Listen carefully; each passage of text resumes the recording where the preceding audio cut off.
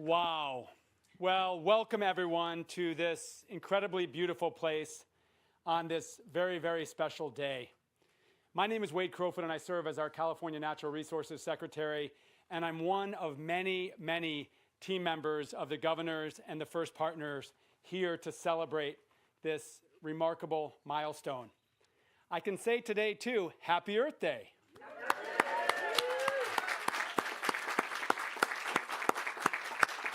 Over 50 years ago, it's 54 years ago, that Americans from across our country came together alarmed and outraged around impacts to the environment. Polluted air, toxic water, rivers literally on fire. And that first Earth Day spawned ultimately the environmental movement that we advance today.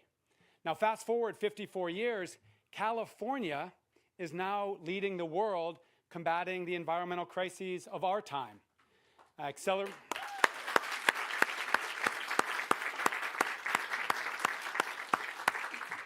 Accelerating climate change across the world and its impacts on people and nature. The loss of natural places and this richness of life called biodiversity we have across our planet. Brutal inequity across the world and at home. And it's California leading the way. I'm so proud to be standing here in front of both Governor Gavin Newsom and First Partner Siebel Newsom. As you and our legislators and California's leaders really lead the way, slashing carbon pollution as the 5th largest economy in the world, driving us to a clean energy and a clean transportation future. Amazing. Protecting California's communities and natural places from fires and floods and droughts and extreme heat and sea level rise. Restoring this incredible place that we call California, one of the world's biodiversity hotspots, and doing it in a way that restores partnerships with the original stewards of our lands and ensures that all Californians can get outside and enjoy these places as part of the Governor and First Partner's core governing pillar of a California for all. So there is no more fitting place to celebrate today, Earth Day, and these priorities and our progress than Dos Rios. We stand at the confluence of two of California's great rivers, the Tuolumne and the San Joaquin, stewarded since time immemorial by California Native American communities, stewarded over the last century plus by agricultural families producing food across our state, and now soon to be stewarded by our state parks for the enjoyment of all Californians. Let's give everybody a hand.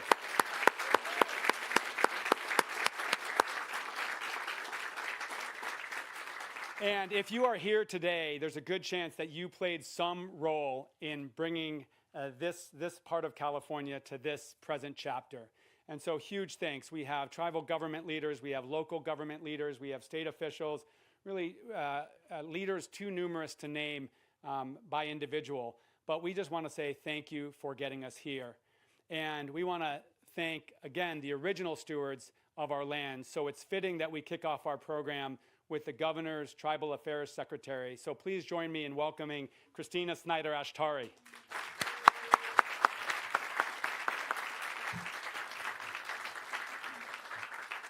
I'm going to be using notes because I can't quite go off the cuff like Wade can. Ka'ashkadan Kotdiwa. Good morning, everyone, and thank you to the First Partner for hosting this lovely event in celebration of Earth Day. Before I acknowledge the land that we're gathered on today, I'd like to briefly touch on the reason why we do land acknowledgements, so that everyone can better understand and commit to the values inherent in this important practice. When we do a land acknowledgement at the beginning of a gathering, we're acknowledging that there are peoples who belong to this very land, who are critical to its health and well-being, and vice versa. Since time immemorial, Native people have lived and thrived all over what is now California. This entire ecosystem has been a source of nourishment, purpose, and identity for the Native people of this place, from the dirt we're standing on or sitting on, to the native plants, insects, and animals that are a hallmark of California as a biodiversity hotspot across the globe. As California Native people, our origin stories tell us that we're one people of many who came before us. Bird people, bear people, coyote people, frog people, to name a few. Each deserving of consideration and respect, and that we come directly from these lands.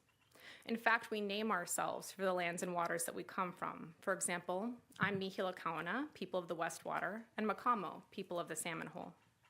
Acknowledging this interconnectedness, we do the practice of land acknowledgement to make visible the original people of these lands, shift our worldviews, and commit to restoring the interconnected relationship where it's been severed through waves of settler colonization. So with that in mind, I'd like to now acknowledge that we're gathered on the ancestral homelands of the Miwok and Yokuts peoples, who are the traditional stewards of the land, plants, and animals of this place. As we celebrate here today, we pay our respects to their elders, past and present, and commit ourselves toward working toward meaningful voice, agency, and place for the Miwok and Yokuts as the original peoples of this land. Yahui, thank you.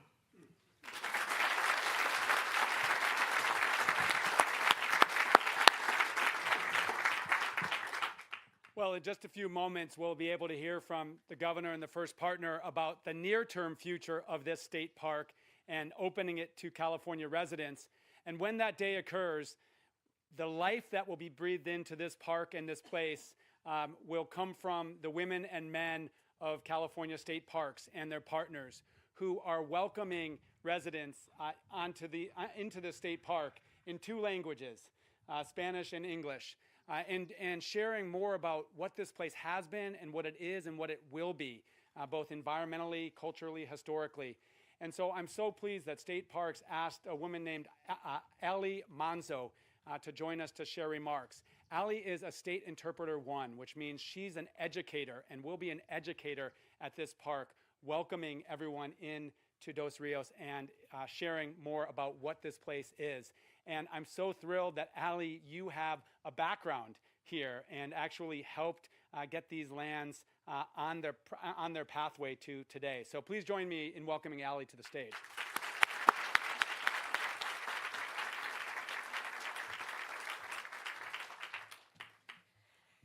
Hello and welcome, everyone. Hola y bienvenidos a todos. My name is Ali Manzo, and I would like to welcome you all to Dos Rios and thank Governor Gavin Newsom and First Partner Jennifer Siebel Newsom for bringing us together today. It's an honor to stand here at Dos Rios, not only as your state park interpreter, but also as a Central Valley native whose roots and passion have intertwined deeply with the soil and soul of this place. It's an incredible opportunity we have to bring this natural sanctuary into the lives of many who have not had access to spaces like this before. Being an interpreter, I cannot let you visit this beautiful park without giving you a quick interpretive lesson. If you look around the park, you will notice lush, green, beautiful trees. After all, this is a floodplain forest. But what we don't often think about is what is happening beneath us. Trees have an intricate web of roots that connects them together. These roots can serve as conduits for sharing crucial information about environmental conditions and threats. For example, the valley oak tree can communicate with neighboring trees, alerting them to changes in soil composition, water availability, or the presence of pests. And when an oak tree is on its way out, it will send its nutrients to surrounding trees. Much like the trees in this park, we are all interconnected. We are all part of Dos Rios' story by being here today and sharing its beauty. Growing up here in the Central Valley, I too have felt a profound connection to the land, a bond that was nurtured through my studies in earth and environmental sciences. But there's a particular memory that brings everything full circle for me. Back in 2015, long before Dos Rios was designated a state park, I volunteered here with the Tuolumne River Trust and River Partners. Little did I know that the saplings we planted would grow into some of the very trees that now provide shade and habitat within this park. Walking through Dos Rios today, I see those trees and I feel an overwhelming sense of connection and continuity. Now, as I work here, I realize that Dos Rios is not just a park. It's a community treasure that offers peace, adventure, and a vital connection to nature. At Dos Rios, we are committed to ensuring that this beautiful space is inclusive. Being a bilingual interpreter, I am proud to bridge linguistic barriers, making Dos Rios accessible to everyone. It is vital that every visitor, regardless of language, feels welcome and connected to this magnificent landscape. Estamos emocionados de ofrecer programas en español y de compartir la belleza de este lugar con todos ustedes. To see where my journey began and where it has led, right here where my professional path aligns so perfectly with my personal passions, is incredibly fulfilling. It's a powerful reminder that when you plant seeds, be they literal or metaphorical, their roots will spread in ways you might never anticipate. Oh, man.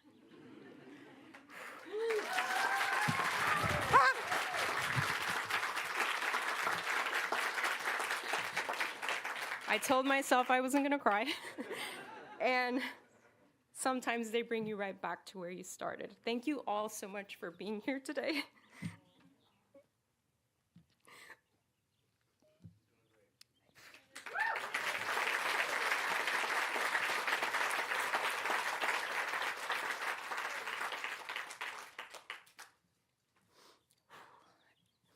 And your support in nurturing this park into a place where everyone can find a little more joy and a deeper respect for our natural world.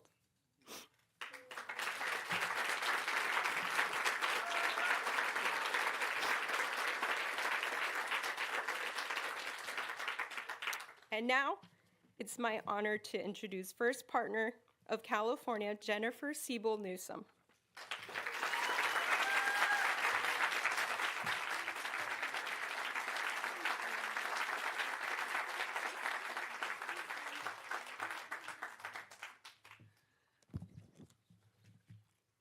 Ali, that was so beautiful. What a big heart. We know how important this park is for this community. Feliz Día de la Tierra a todos ustedes. But thank you, Ali, for your beautiful words and for grounding us in why we are together in the heart of the Central Valley on Earth Day, on this land that will soon be the home of California's newest state park.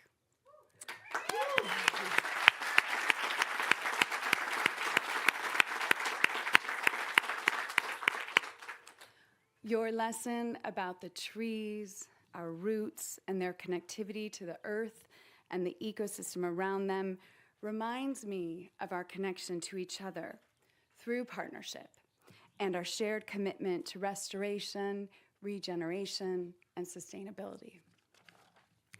Ali represents the next generation of climate stewards who are partnered with us here today, historically and into the future, to restore nature and environmental health in order to meet our climate goals so we can deliver a better future for our children and the planet. And one of the major examples of partnership, regeneration, and sustainability in action is a program that we've championed from the get-go, California Farm to School.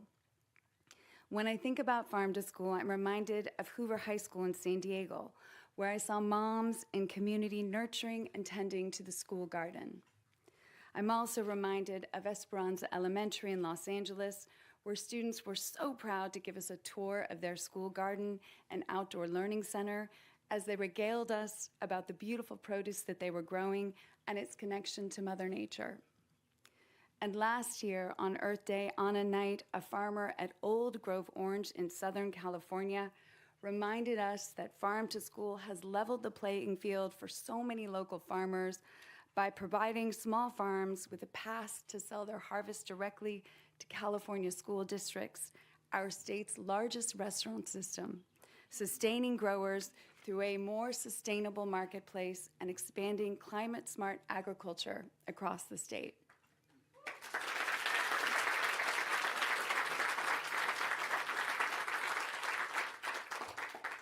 That day, sixth grader Joaquin from the Bay Area described how Conscious Kitchen, a California Farm to School grantee, introduced him and his classmates to seasonal salads made with fresh, organic, and locally sourced ingredients.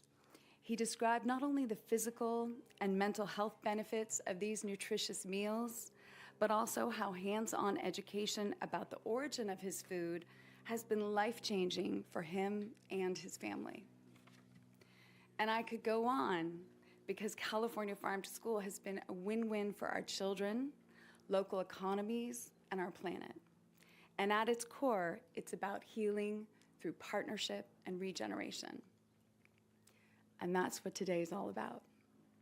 We are here today in Modesto at Dos Rios because, again, it is a wonderful, a beautiful, a magical example of the work we're doing to heal our environment and ourselves through restoration of this beautiful land and the protection of the endangered species who call it home. When it officially opens in June, the Central Valley, the beating heart of our state's agricultural sector, will become the home of California's newest state park.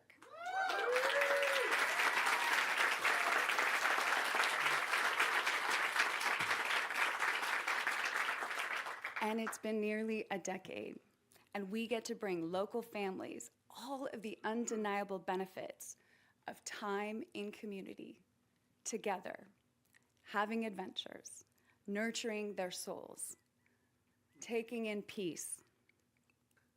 So thank you to our partners at California State Parks and River Partners.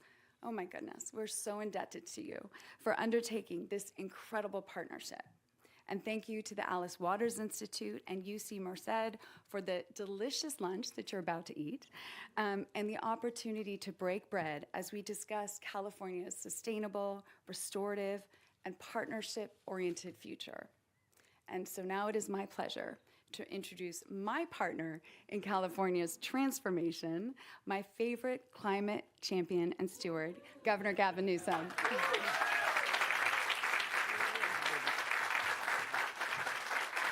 Thanks, everybody. I guess we'll put the guy up at the end after those three speakers. And Wade, forgiving your remarkable comments. But let me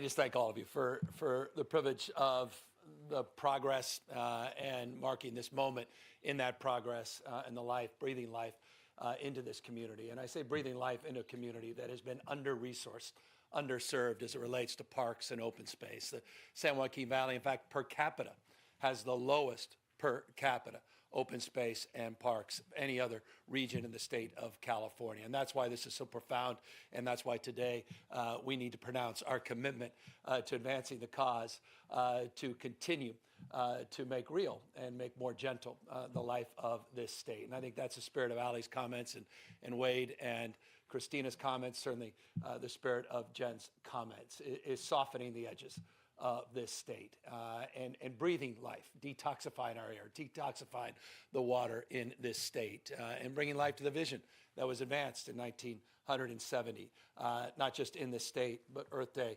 has propelled a consciousness of environmental stewardship around the globe. Of course, our origin story in the context of the vernacular that Christina brought to her comments, our origin story in California really began in 1967 as it relates to the creation of the California Air Resources Board, where California's environmental stewardship was anchored. It was the 1970 when, of course, Earth Day was established, but it was also 1970 when the Clean Air Act was established in the United States of America, interestingly by a Republican. There was no politics back then, or at least it seemed common sense was the ideology back then. Republican Ronald Reagan creating the California Air Resources Board, a Republican by the name of Richard Nixon establishing this framework in 1970. In fact, he picked up on that in 1973 with the Endangered Species Act that happened under a Republican administration. Of course, a few years later, you had a young guy by the name of Jerry Brown that started our leadership anew. In 77, we started doing incentives for solar and continued to accelerate that leadership as we do today. So it's a long way of saying we love to say about our state, the future happens here first. We're America's coming attraction, both in the extreme as it relates to heat, weather, and drought, and in our response and responsiveness as it relates to a brighter, cleaner, greener future as we change the way we produce and consume energy, as we transition to this low-carbon, green growth future. So, here in that spirit and that light. Also looking forward to the spirit that will bring life to the 281st park in our park system, the first new state park in a decade in the state of California, which is amazing. I want to thank I don't know if he's here. There he is, Adam Gray, who is here. Adam was principal in securing 40 million. I saw our parks director raised his hand. He said, now, what about me? And yes, you're doing a remarkable job. And we're very proud of you and your entire team. And of course, we got everybody. Well, we got all the fancy folks here, and they'll all be saying hello and planting a tree. After they do the work, then they can speak. But I just want to thank Adam in particular, because he was critical in helping us secure the $40+ million that went into this project and all the dual use benefits of this project as it relates to not only preservation, but obviously the floodplain protection. That's a big part and component of this 1,600 acre endeavor that we are advancing. We recognize that capital appropriations are one thing, ongoing funding, challenged as it may be in this current environment, is altogether something else. We're mindful of the responsibility to be sustainable as well, not just situational into the future. And that's certainly part of our medium and long-term strategies, despite some short-term challenges as it relates to the current budget situation. But we are here for the long haul, and we're here to advance the vision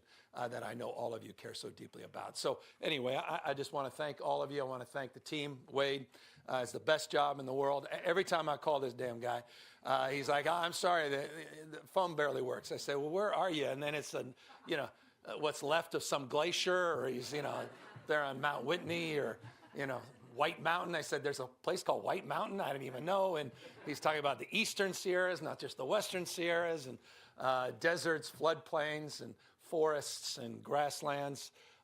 We're blessed. And, it's not lost on me in closing. I was kind of, for the first time all these years, taking a little bit for granted the seal of the state. And you see that sun rise over the flag, and right below it, of course, biodiversity, it's represented by definition in the flag itself, and of course those poppies underneath. I mean, everything's an expression of the abundance that is California, and it shouldn't be taken for granted.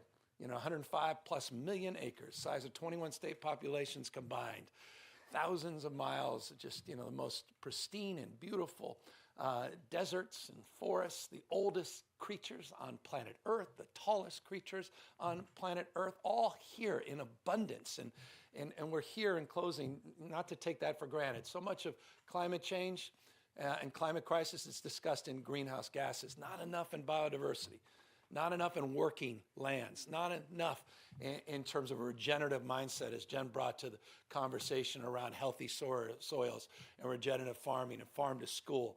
And we're trying to shift that vernacular. We did it with an executive order a few years ago, becoming the first state in the United States with this 30 by 30 initiative. We did that in October of 2020. We're advancing that in partnership with the Biden administration today. We continue to lead, including final words, with this, what we call an RPS for biodiversity, an RPS for natural and working lands. We are the first state. No one's ever done this.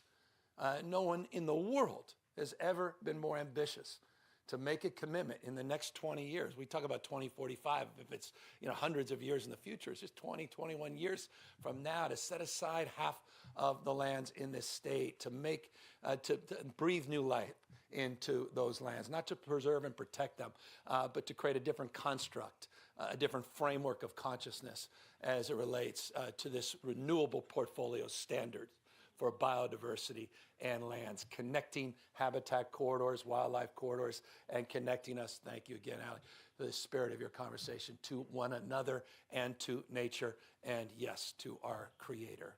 So thank you all very, very much for being here. Congratulations on this gracious and glorious day, and happy Earth Day, everyone.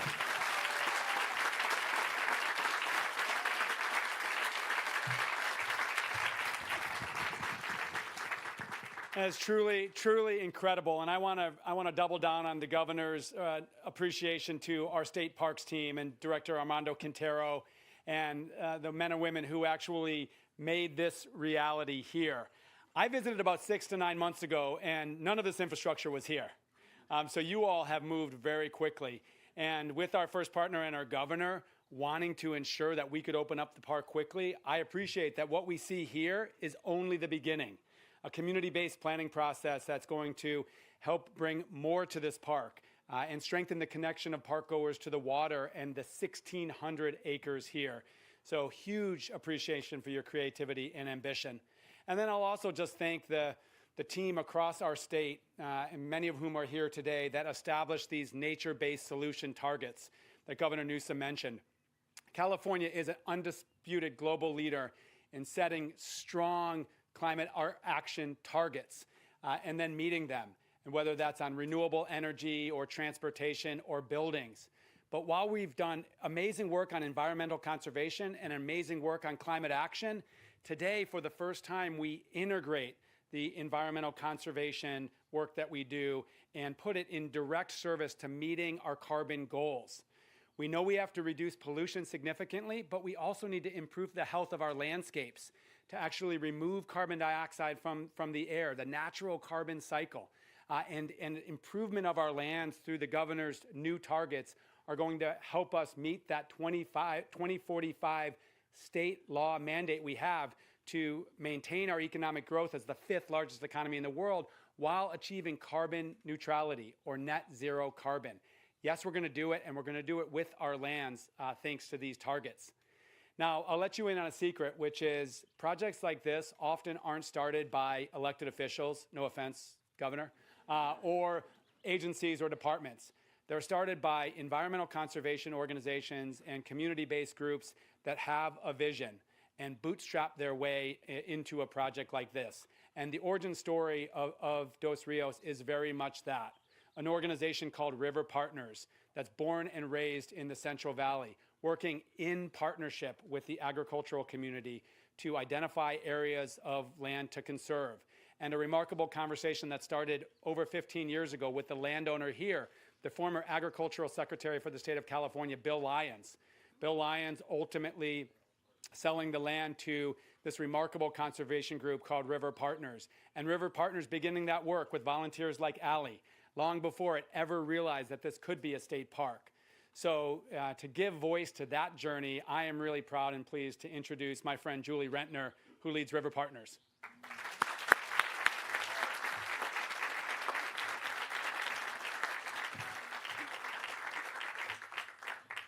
Oh my goodness, what a day.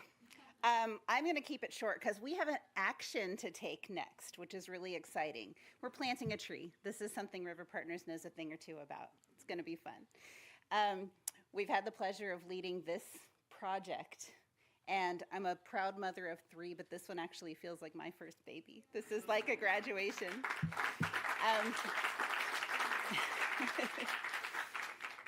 If you were here about 16, 17 years ago, my friend Patrick, where are you? There you are. My friend Patrick Copel, Tuolumne River Trust, was first standing on the banks of the river here with Bill Lyons, going, wait a second, there's a conservation project here. It's a big one. How are we going to get this done? Secured funding to get going on planning. Patrick actually called us up to say, let's work together on this, right? And it took us years. We joke about it, 19 amendments to the purchase agreement to finally get to the point where 9 different funding programs were all pieced together and aligned in the right way to finally secure the fee title ownership of this land so we could rejuvenate it. Back then, when we stood on the banks of the river, we were looking at laser-leveled cornfields with big vision. I mean, rivers that are drained, you know, soil that's been worked for a long time. And we stood there with big vision, and we invited people out, and we said, come on, don't you see it? It's going to be a forest. It's going to be swales and mounds. It's going to be this beautiful living place. And a lot of people said, you're crazy. And a lot of people said, I'll come along with that vision. I don't have time to list all the people who said that. Let's come along with this vision. But that belongs to every single person here, and then about 17 times as many people, right? The delivery of this park to state parks and turning it into something that the public can enjoy in California is a result of so many people dedicating their time and their lives and their energy. So I want to give you a gift because you're here on this special day. It's free and it's fun. I want you to come along with me in this gift. So I want you to take your hands and put them together like this, okay? I think there's one person here who's already seen this. Sorry, Rebecca. Your wrist, imagine that's the Golden Gate, okay? Point your left thumb up at the sky as much as you can. Imagine that's Mount Shasta. Now point your right thumb up at the sky. What's that? It's Mount Whitney. right? Now bend your fingers up. There's the Sierra Nevada. Every single crease in your fingers is all of those rivers draining off of our watershed down into the bottom of the valley that's in the palm of your hands, right? So this is what we work to protect. This huge community of people, this is what we work to protect. The people, the communities, the agriculture, the ecology in the bottom of this valley and in those mountain slopes, the culture and the history of the people who came before us, and the incredible economic driver of California, right? We have, what, 10 multi-billion-dollar industries here? It's insane what this watershed does. And so it's also crazy that it takes so long to get all the money in place to do projects like this. I am so stoked about California's climate commitment. 2045, I mean, let's bring it. Let's do this. It's huge.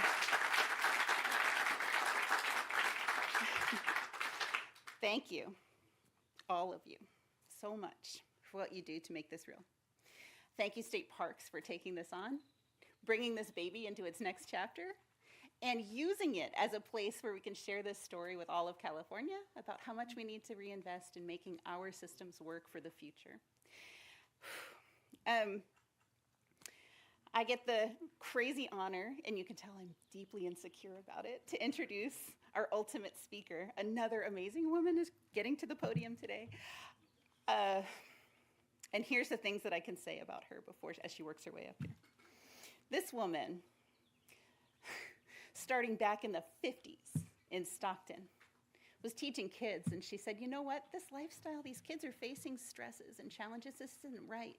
And it's not enough as a teacher, I can't change the factors that are causing the suffering for them. I'm gonna become an activist, and she became a farm worker activist.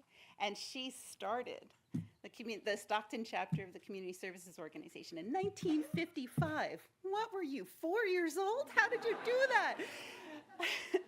Fast forward a few years, she started the Agricultural Farm Workers Association. Fast forward a few more years, she met this guy, Cesar Chavez, and she was like, come with me, I'm doing amazing things, let's go. Together, they started the American Farm Workers Alliance, or the National Farm Workers Alliance that eventually turned into the United Farm Workers Union, which we now know is incredibly powerful, UFW, right? Amazing activist, amazing leader, love, love, love for this deep Central Valley and all of the beautiful things that it has, from its ecology to its people, its communities, its waters. This woman has been recognized in her life, lots and lots of awards, the Eleanor Roosevelt Human Rights Award, the Presidential Medal of Honor. But I think you'll all agree with me that there's something about this woman that lives inside all of our brains and probably also even in like the tissue in our hearts. It's so simple but so important. It's driven presidential campaigns to success, these three tiny words, right? To me, they feel more like a prayer than a slogan. Yes, we can. Sí se puede. Please join me in welcoming to the stage the amazing activist, rabble-rouser, foundation that we're all standing on today, Dolores Huerta.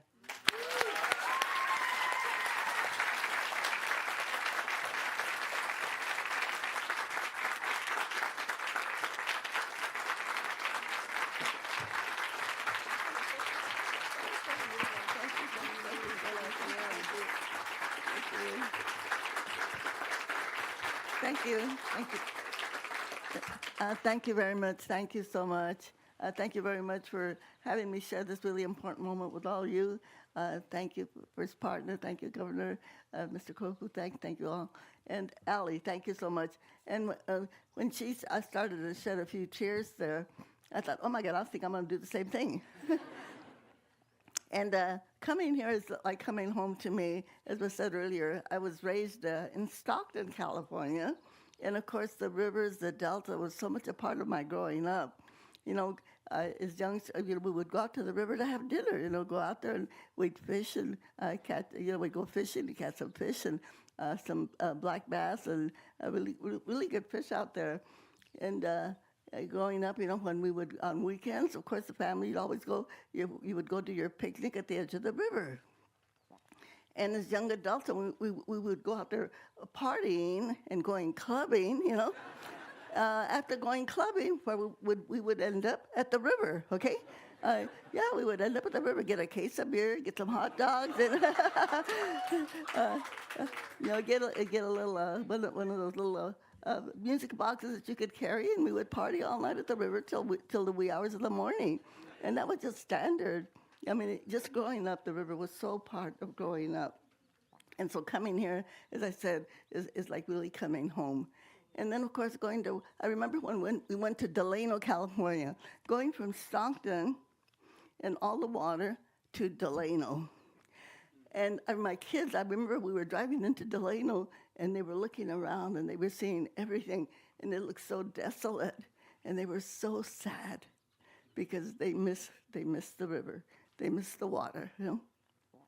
Well, now I live in Bakersfield, and we do have a river there, okay? We do have the Kern River, which everybody's working hard to save the Kern River in Bakersfield, California. But we know that nature is so important to all of us. I was in Los Angeles yesterday, and at a nice event there at the Skirball Center, and someone was saying to me, "Where do you live?" In Bakersfield. And the person said, "I like to go to Bakersfield. I like to go to the Central Valley, because when you go to the Central Valley, you get to see all the greenery." And I thought, that is so great, you know, because sometimes they don't know that we exist, right? They know there's Los Angeles and San Francisco, and they forget there's something in between. And this is why the state parks are so important, because so all people could enjoy them, not just us that live in the Central Valley, but all the people that live in Hollywood. My daughter was a teacher in Los Angeles, and she would bring up some of her students up there to the headquarters of the United Farm Workers at Keene, California, and the kids were so thrilled to be able to get out of the city. And so we've got to figure out a way to make all of these parks more available because here we take it for granted. But people in the inner cities, they don't. And so they need that healing of nature that all of us enjoy, you know, just by being here in the breadbasket of California, the breadbasket of the world.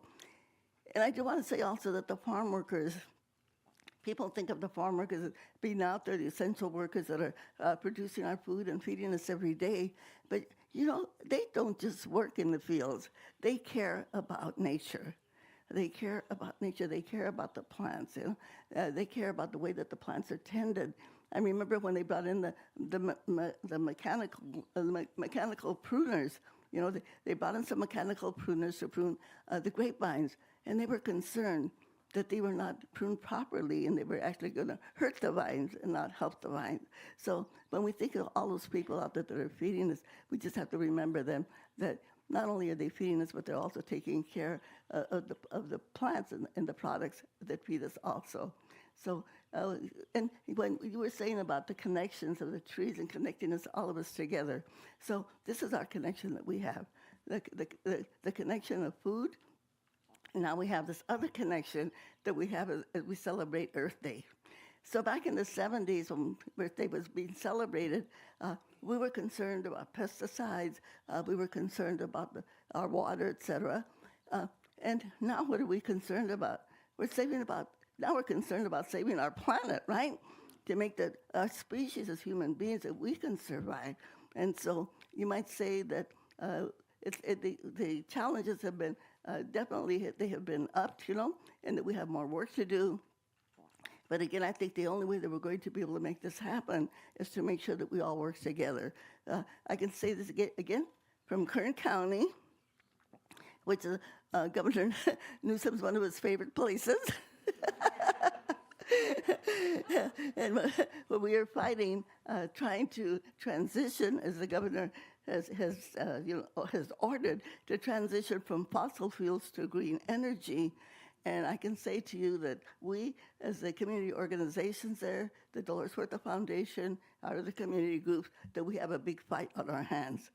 And we're going to need everybody's help. We have been able to get our people elected on the different boards that are going to be able to hopefully vote on some of the proposals and projects that are coming through, but we are terrified. We are very terrified. And so we need all of the help that we can from everybody, any ideas that anyone has, that we can somehow make sure that it does happen, that the resources and the money that is going to go to create these jobs, you know, that are good-paying jobs, so that we can make that transition from fossil to green, that it actually happens, okay? And that money does not go back to the people that created the pollution in the first place. All right? This is our challenge, so we have to work very hard. So thank you all for inviting me, and I know that all of us together that we can really save our planet, and that we can enjoy our Earth. And again, we can all celebrate this wonderful state park and make sure that not only ourselves but other people can also enjoy it. And I'm going to do the power chant. Is that okay, Governor? Yeah. Okay, let's do it. Okay, so let's all stand up, please, for a second. And we know that we have a big challenge ahead of us to be able to save our planet, save our Earth, stop global warming, clean up our water, and do all of the things that we need to do.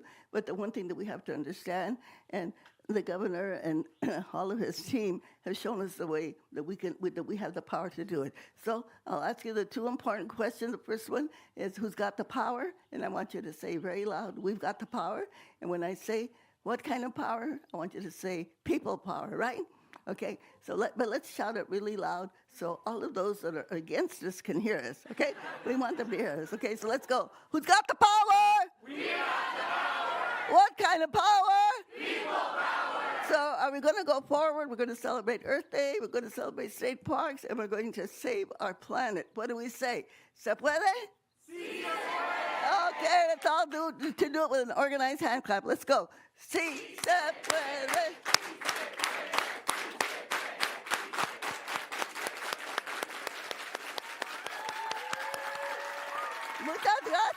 Muchas gracias. Thank you very much. Okay. Thank you. Now we're going to plant the tree.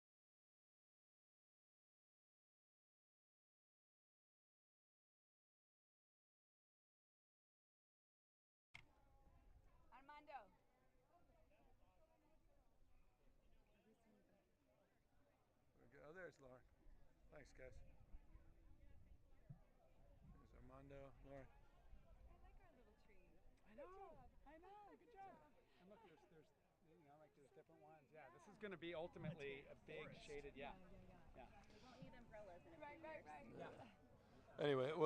Anyway, thanks for coming out. So June 12th, mark that on your calendar officially.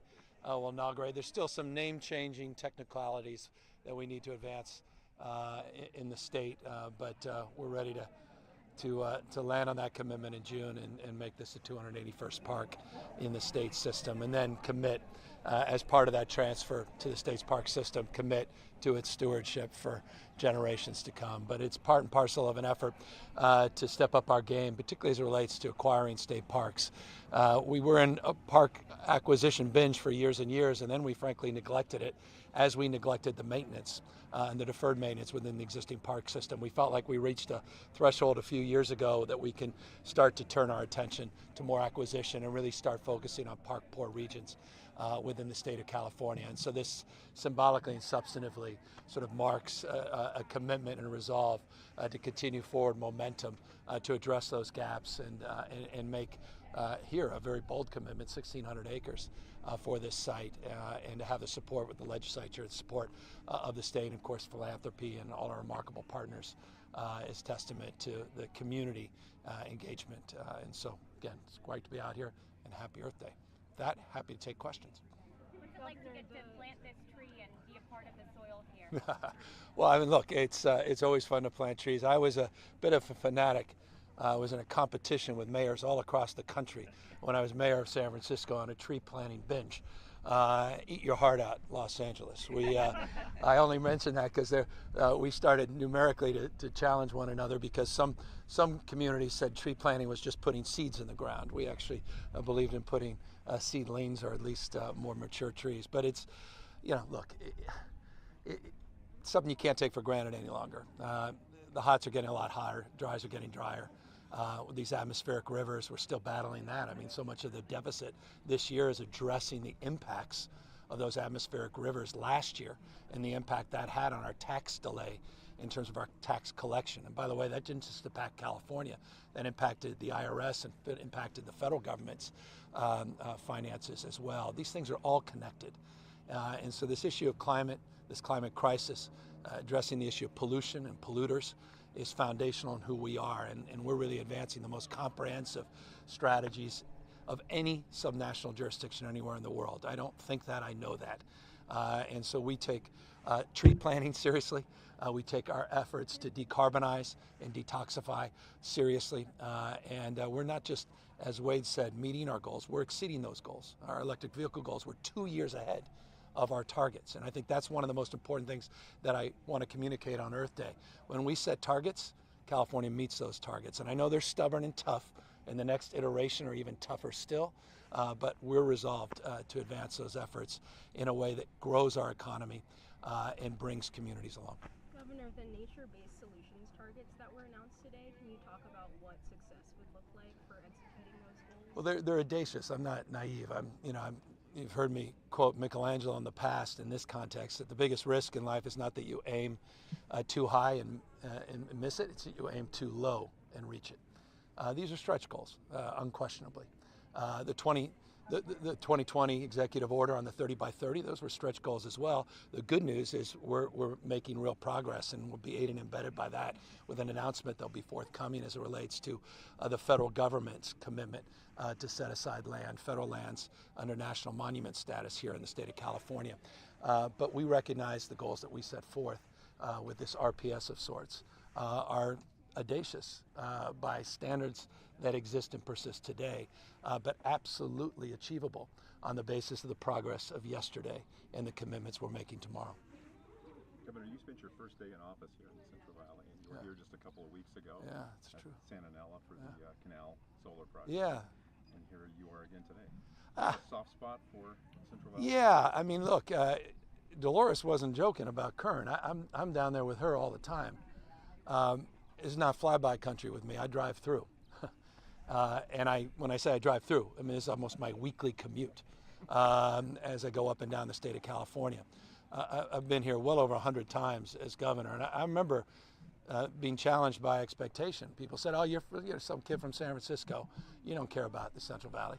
And I said that I appreciate your reference to the clean drinking water commitments we made and the fact we secured $130 million a year that wasn't able to be secured in the previous administration as a commitment to Monterey Track Park in that first visit here in the Valley. And we said we're going to keep coming back. And it's not about an electoral map for me. It's about morality. It's about ethic. It's about one California. We talk about California for all. We mean that sincerely. And I'm really proud. I was with Jerry Dyer a couple days ago on issues in Fresno around encampment resolution grants. He was just with our team as it relates to youth summer jobs programs. And I'll be with him tomorrow with the big 13 mayors talking about these Regions Rising Together partnerships that we formed in terms of economic and workforce development, partnering with Fresno Drive and former Mayor Swearington, who I'll also see tomorrow at a philanthropy summit. I say that as proof points of the commitment that we have to the Valley. That's why I look at the high-speed rail not as a rail project, but an economic development project about upzoning and about creating a deeper consciousness in the Valley. That the Valley is, yes, the breadbasket to America, but it's also so much more. The human capital that resides out here, the innovative spirit that resides out here is also alive, and I want to bring that wellspring to the fore.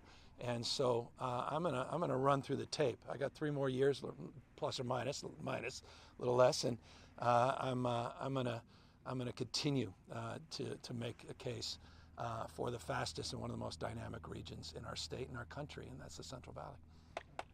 Yeah. You mentioned rivers. Were you able to quantify how much flood prevention was done here at Dos Rios and other? Well, I love that question, and maybe with some of our experts we can talk about that. Look, those atmospheric rivers. You remember it was December of last year. We had that first anomalous storm, and then it kept coming in January, February, and March, and April, over and over and over again. The president came out here on multiple occasions, unprecedented amount of flooding, and a big framework of focus was looking at the issue of drought and flood, both and. I mean, you come out of one of the most extreme and acute droughts in our history, and then some of the wettest years in our history. The notion of extremes was brought to consciousness. And as a consequence of that, we started looking much more aggressively and very differently at the rules and regulations that govern stormwater capture, groundwater replenishment. I did an executive order in that space, how we capture more of these extremes. It looked at our water plan and the water portfolio we put out. We put that out just a few weeks ago, mindful of how we capture those extremes. And a big part of capturing those extremes is going back to the beginning. Begin at the beginning. Nature-based solutions. Mother Nature, she knows how to do this. These carbon sinks, the real carbon capture, which is planting a tree, and the ability to look at these natural systems a lot more dynamically. And so that's what I think inspired Adam and others in the legislature to provide the appropriation to have this dual use strategy of conservation and flood protection. And now, of course, the consciousness that's part of this new RPS through 2045, we're looking at all our open space in that concept of dual use. Biodiversity, natural, and working lands. So it's both and. It's no longer binary where people were looking at a zero sum, fighting each other for scarcity, but now realizing the capacity to do many things at once. Governor, an off-topic question for you. We heard on MSNBC your conversation surrounding abortion laws in Arizona and Alabama. We just want to ask you, talk to me a little bit about the motivation behind California getting involved in the situation there and the need for resources. Because it's already impacting the state. We've had a 17% increase since Dobbs of people accessing reproductive care in the state of California. It's already placed a burden on our healthcare system, particularly in Imperial counties and Riverside counties. Concern about San Diego County, some of those border counties, particularly as it relates to the impacts of an 1864, I'll repeat that, 1864 rule that was codified by the Arizona Supreme Court. I mean, this is a court that wants to bring us back to the 19th century. And as a consequence of that, we know on the basis of the past that people are going to come into the state of California. The Planned Parenthoods in and around the border region have already been impacted. And so we're trying to get dual use licenses to allow doctors from the state of Arizona to participate and support reproductive care in the state of California on a temporary and urgency basis. And I'll be announcing with the Women's Caucus actual legislation to do just that on Wednesday. Governor, can you talk about how speeding up the licensing of Arizona abortion providers would help abortion access within Arizona? Is the idea to try to expand access here? Can you talk about Yeah, it's in the frame that I just advanced, that we are going to absorb it regardless. We're already absorbing it. You've had 65,000 births due to rape in 14 states that have banned abortion in this country. I just don't think people fully even absorb that. 65,000 births due to rape that have already occurred in 14 states. In 2023, we had a record number of people had to leave their states. 1 in 5 Americans that seek reproductive care had to leave their state to come into another state.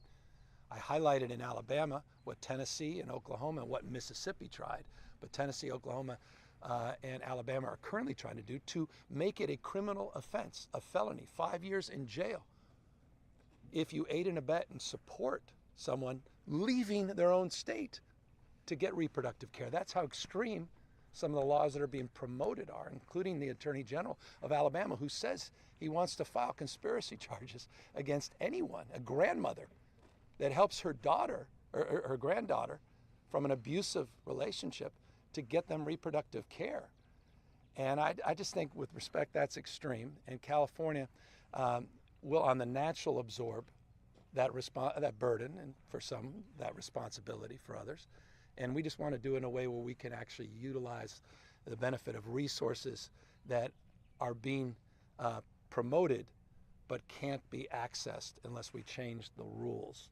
And so we're working with the California Medical Board and others to create a licensing regime through for the medical board itself that allows these temporary licenses until the voters ultimately in Arizona can overturn, which I imagine they will, on the basis of what's happened in other states, the extreme Supreme Court decision that was just established there. So again, we're already absorbing that. We just want to now get support from out-of-state doctors to help us with that.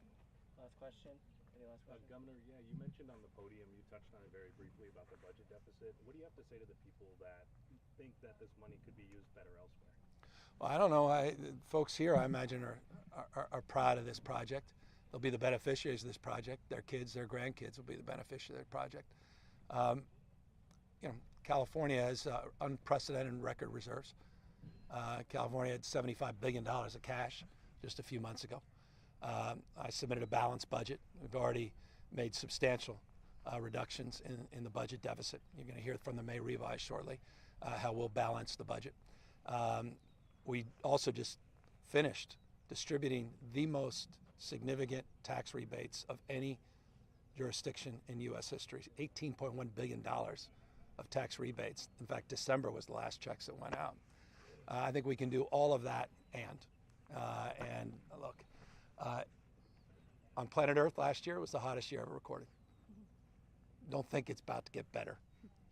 And these extremes are the new norm, this new reality. And we're trying, as I said a moment ago, trying to soften those edges, make more gentle a life of this community. And no community is more impacted than this community in terms of air quality and health-related issues. And that's why we think it's right to be here announcing this rather historic moment in terms of this investment and this remarkable partnership. And again, to River Partners, next level rock stars that made this all possible. Thank you guys very much.